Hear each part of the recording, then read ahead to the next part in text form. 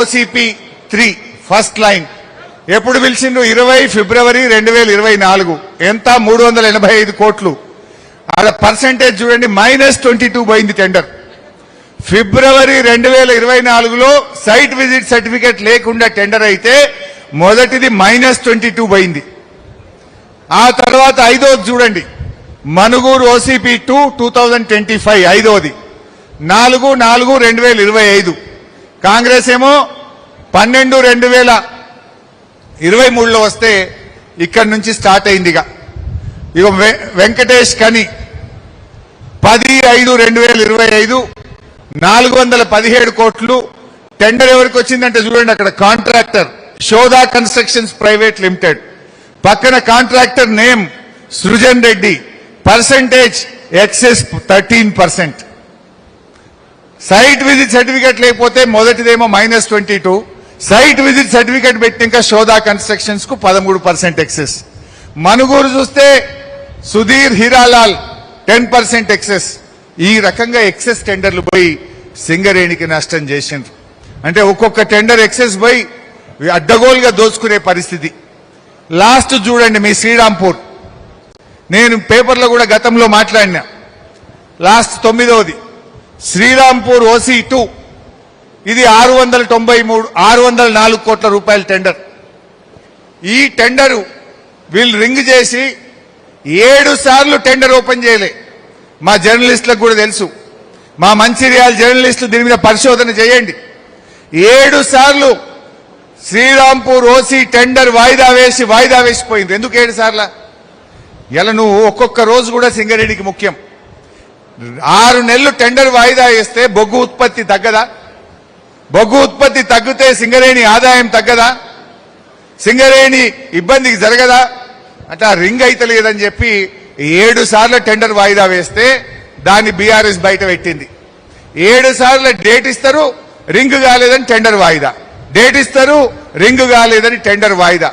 ఆనాడు బీఆర్ఎస్ గట్టిగా బయట పెట్టే దెబ్బకు ఆ టెండర్ ఓపెన్ చేస్తే ఆ టెండర్ మొన్న -10% తో పోయింది.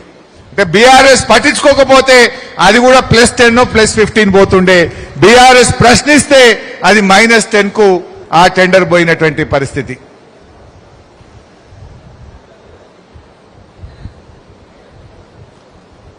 ఇది -12 పోయింది.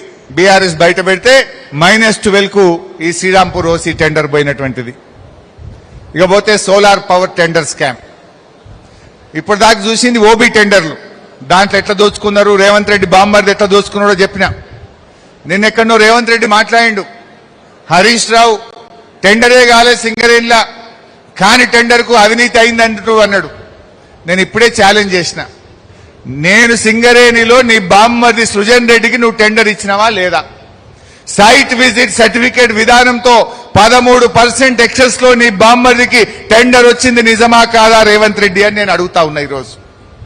ఒకవేళ అది నిజం కాదు అంటే నేను రాజీనామా చేయడానికి సిద్ధంగా ఉన్నా, నువ్వు టెండర్లు రద్దు చేయడానికి సిద్ధంగా ఉన్నవా అని నేను అడుగుతా ఉన్నా. మీకు తెలుసు నైనీ బ్లాక్ టెండర్లు అయిందోటి. Naini block tender విన్నరా?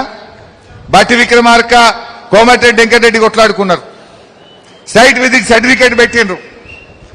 అది గొడవ జరిగినాక సైట్ విజిట్ సర్టిఫికేట్ విధానం తప్పు, ఈ విధానంలో టెండర్ అయింది కనుక దీన్ని రద్దు చేస్తున్నా అని బట్టి విక్రమార్క గారు చెప్పిండ్రు.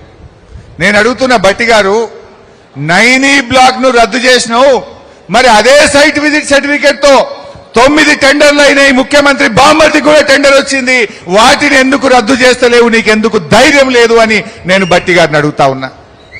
నైనీ బ్లాక్ రద్దు అయినప్పుడు, Naini block site visit certificate పెట్టడం తప్పైనప్పుడు ఈ 9 టెండర్లు కూడా తప్పే కదా, వీటిని ఎందుకు రద్దు చేయలేదు, ఈ అవినీతిని ఎందుకు సింగరేణి మొయ్యాలి, ఈ బరువు ఎందుకు మొయ్యాలని చెప్పి మా కార్మికుల పక్షాన్ని నేను అడుగుతా ఉన్నా. ఇక ఇదైతే సోలార్ పవర్ స్కామ్.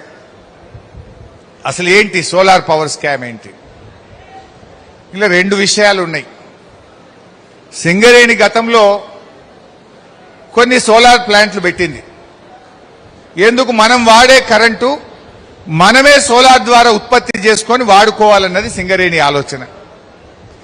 కానీ ట్రాన్స్కో ఒక నిబంధన పెట్టింది, నీకు సింగరేణికి ఎంత కరెంటు కావాలనో నువ్వు అంతవరకే ప్లాంట్లు పెట్టు. అంత